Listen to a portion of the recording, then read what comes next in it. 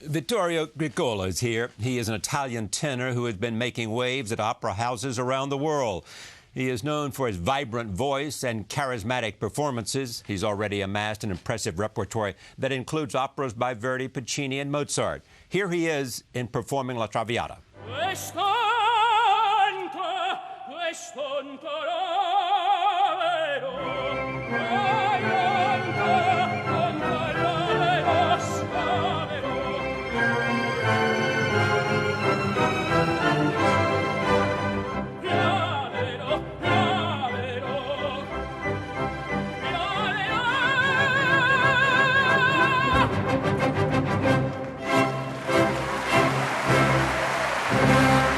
On October 16th, he made his Metropolitan Opera debut in Rodolfo and Puccini's La Boheme. He also has a new CD out. Fittingly, it is called The Italian Tenor.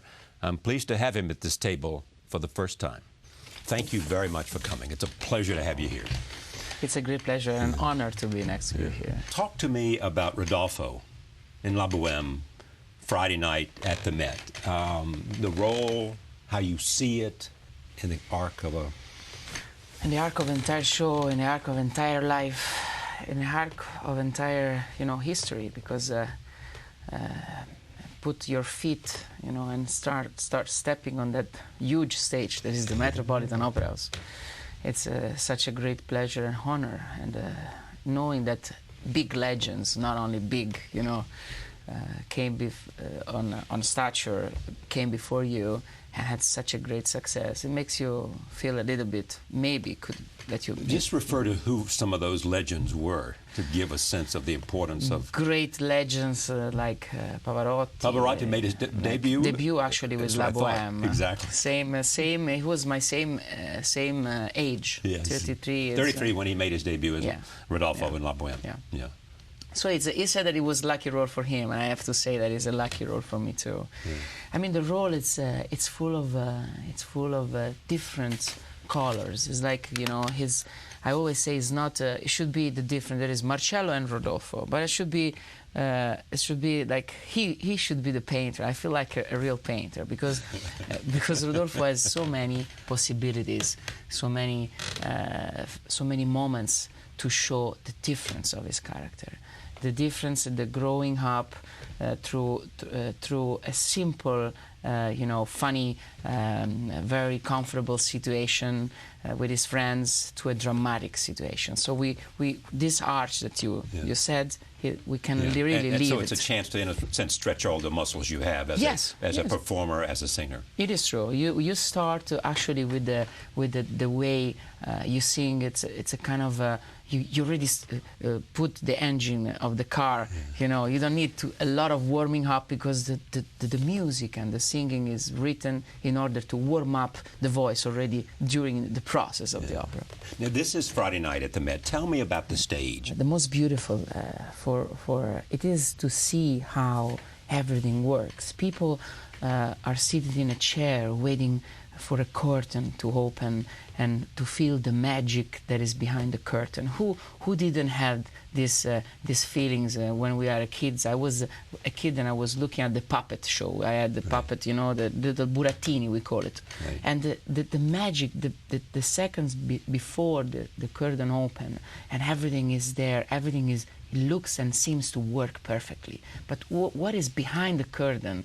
And as people said, oh, come on, give it to me, give it to me. Oh, the exciting, the agitazione, the movement, the energy, and everything is quiet on top. It looks like a sea, that like a sea that could be crispy and agitated. Very calm on top and beneath it's churning? No, the contrary. Very moving on top, but always quiet on the bottom. It's like the bottom is the front that the public see, and the backstage is the movement, is the part, the processing part that will make everything work and will make the show be true. This is Thursday. Tomorrow night you're on stage. Yeah. This is called A Quiet Day. This is a silence day. We need to put rules. I mean, a voice is something that works on very small muscles, and we need to take care of those small muscles, and everybody that are in the chair. I have the responsibility to deliver not only emotions, feelings. I always think that the most important thing is to let people feel that there is something real is going on stage, something that they can be connected with. In order to give this, you need to rest. You need to be an athlete. You need to have all the energy ready, fresh for the show. You don't want to be tired. You want to, and the voice, of course, they come. I always say the responsibility. I would like to be like a tennis player. I would like to miss sometimes a shot, and people will say, "Oh, yeah." But if I miss a note, people will say "boo." So people are very demanding. So when's the last time you missed a note? Never. I should touch wood. So how do you I hope not to miss it. The idea of the voice, the performance, how much of that is, in a sense, something that you were born with, and how much of that is something that was trained? It's a matter of a lot of things that are all together, and they works together. I think that sometimes I say there is hundreds Vittorio, there is, there are 100 Vittorios everywhere, somewhere? Somewhere next door, as you said. Right.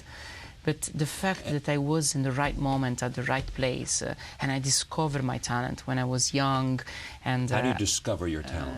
I just start, my mom, I was just born, and my mom said that I was repeating the sound she was giving to me, like, ah, and I was doing, ah, he. And I was like, oh my God, he's going to be a singer. Yeah. Having a person behind your back and makes you confident about your talent, makes you confident of something that you think is going to be special. Maybe you know that this magic can come through words. So that's why your heart is giving this magic through the speech. I find this magic through the singing.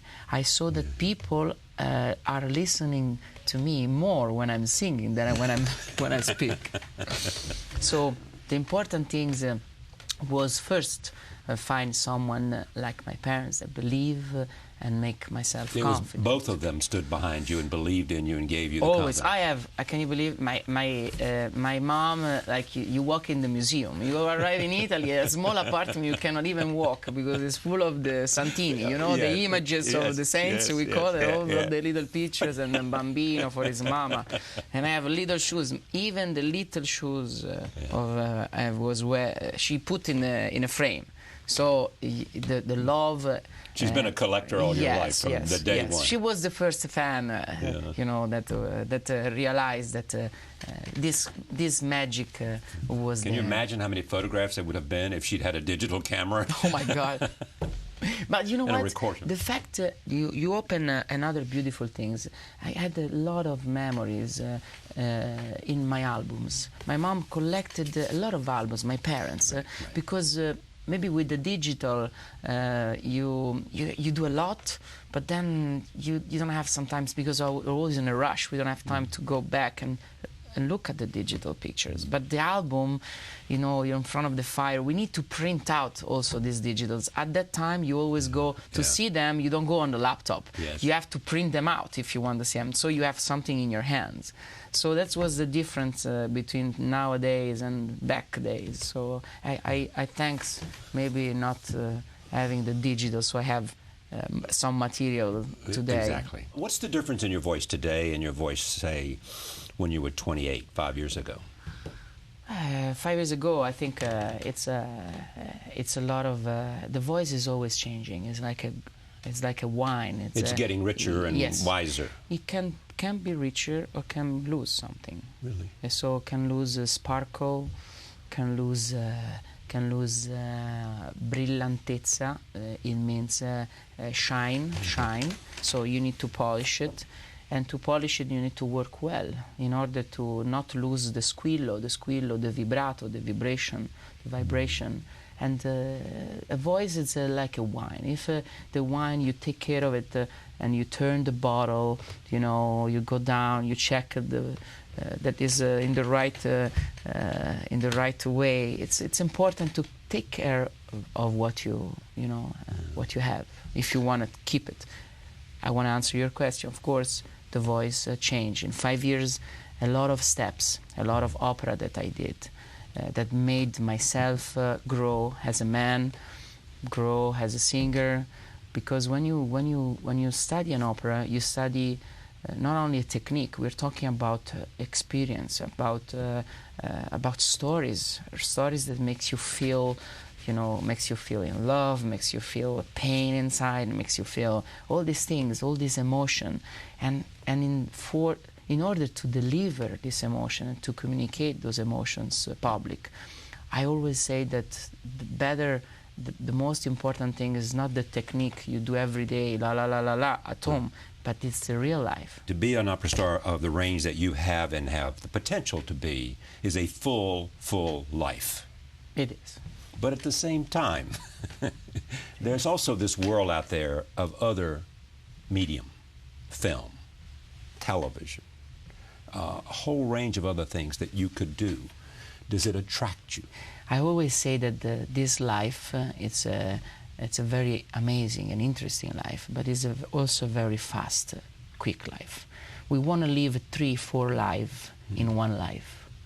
In the 60s, there was one love, there was one family, there was one kid. There was something very, very strong towards one behavior, and we pursued that behavior for all our life. Today we change job. Oh, this is not. I'm gonna bring a new family.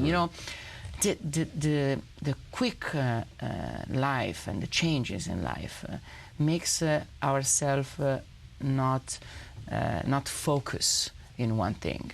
Of course, I love and I'm always open 360 degrees, and in the heart, in the world of art. For me, it's important to be open to other projects. It's important to be in connection with movies, with music. I mean, opera, it is already recitar cantando. Yeah, right. If the most important things when I am on stage, I think that first is to act. I don't want to be like that, stuck and sing. It's not only about a beautiful voice. It's all about the acting. That's why it's called melodrama. Recitar cantando. It actually is funny. It comes first recitar, that means to act, right, and then to sing. So it is, of course, the conjunction of all these words that you said, media, TV, it's all interesting. It brings you always an inspiration. It brings you some fresh air, and of course, an opera singer, as you can see from the calendar, you have to repeat maybe one opera 10 times. Exactly. I mean, it offers the possibility, even though it's the same role, for all kinds of interesting interpretations of voice and of performance. Yes, and the fact that the role could be, that's the difference between a normal, a person that just read the score and an artist that read the score. Right. The artist will always find something new to deliver. It speaks to you in a different way. Something different. Every performance will be different. He's not a computer. He's not someone that, maybe the weather, maybe the love, you switch it off when you go on stage. Because your life is different, your experiences are different, your intellect's different, your brain is different. Yes. Actually, I was scared about you before coming here. You were because they said, Charlie Rose always makes a question about politics, about he involves you in life contests, and I said, and now that we're talking all about music, said Charlie wants to know something about my world today. Yeah, so exactly. it's something different, the approach that someone who wants to know something. Opera is not a great deal. It's not a mediatic attraction. Why? Because it's not. There's nobody that wants to know about it. Yeah. There's no. Yesterday I was at the Met and I saw a couple of little kids, and I come to them and I said, "Listen, kid. How is the situation at the Met? You like it?" I said, "Okay." Why okay? It's boring. I said, "Yeah." I said, "But they tell you the story before coming in here?" No. We're just storing it. But it's what? It's the voice. I said, Yeah, but you understand what they're saying?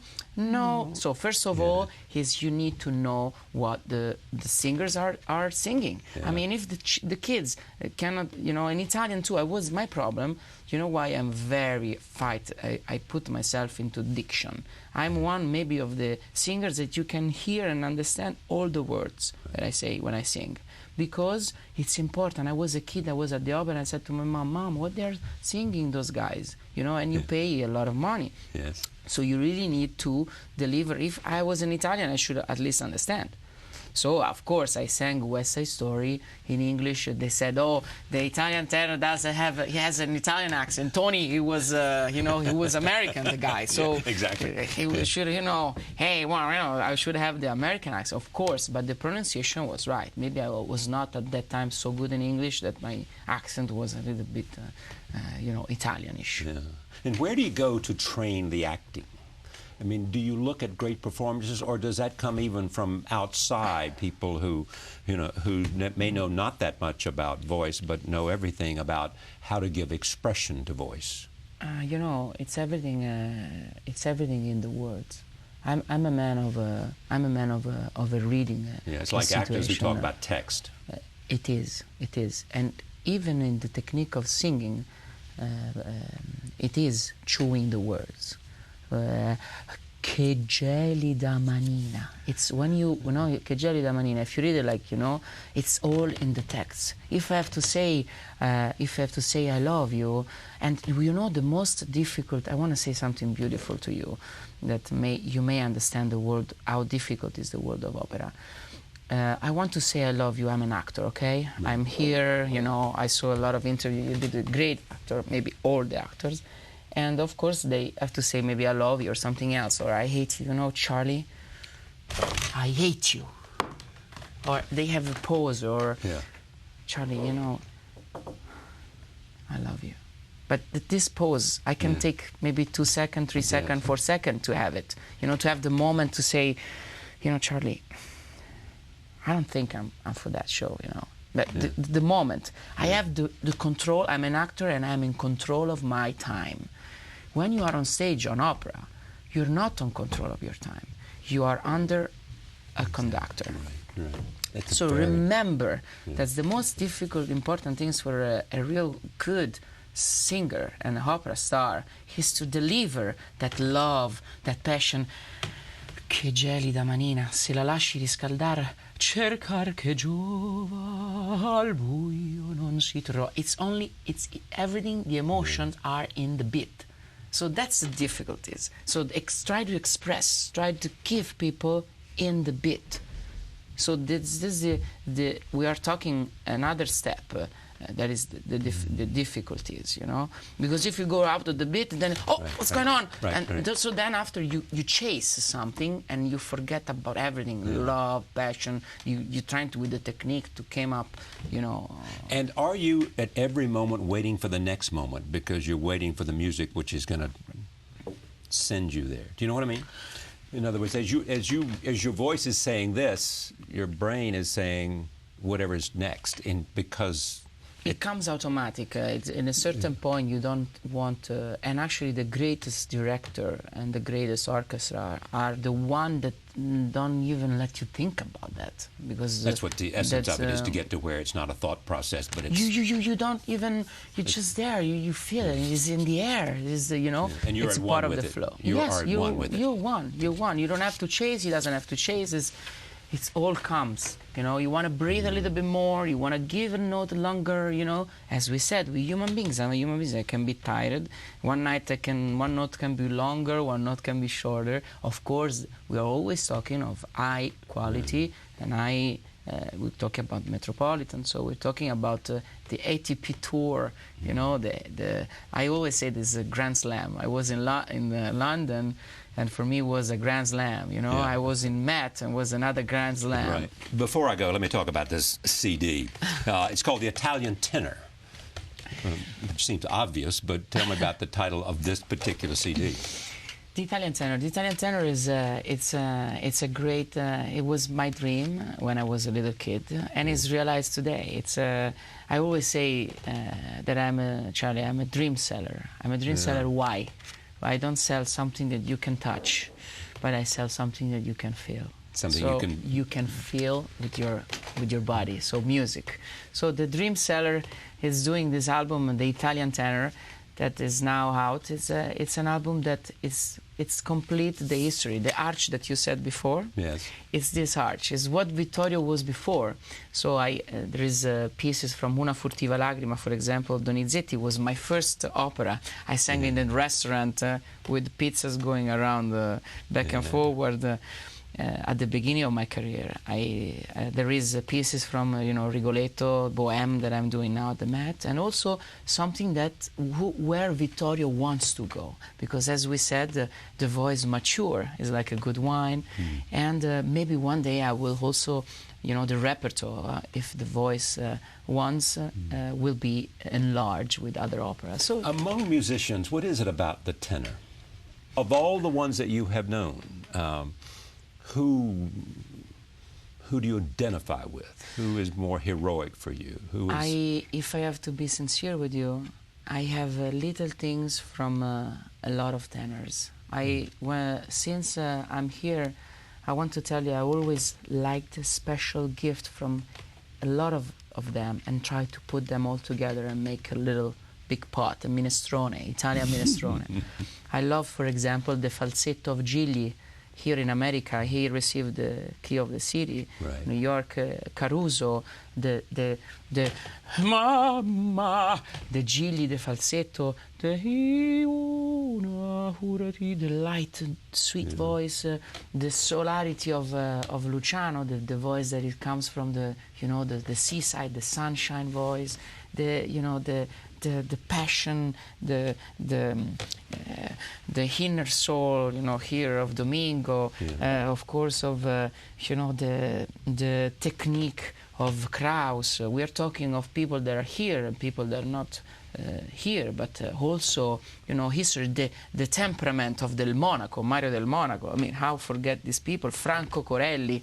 We have a generation. There is a long story. I don't want to make this is a round table. Yes, indeed. And let's think that we are all together. I put all together in this album. There is Vittorio, but all of them are with me singing in this album. It's particular. It's just I was a little kid and I was dreaming about having a classical album. As you know, I recorded first something else than a classical album. I went out with the pop album, I call it. But of course, the mature moment that I could express myself, it was not arrived. But today it is here, and Did you have some flirtation with Simon Cowell and Il Divo? It was a moment. Yes, I was actually engaged. I was engaged in America means fiancé, no? Yeah, yes. We made try to work together. But of course, my passion for opera decided to skip this opportunity. There is such a great opportunity was in terms maybe of money or fame, quickly fame, certainly worldwide fame. Of course, but keeping maybe the respect and work on the small theater on the wood, and the sweating on the wood maybe was better to create, that foundation, a strong foundation that. That makes me be here today, This CD is called The Italian Tenor. Vittorio Grigolo, thank you. Pleasure. Thank you, Charlie. Thank you for joining us. See you next time.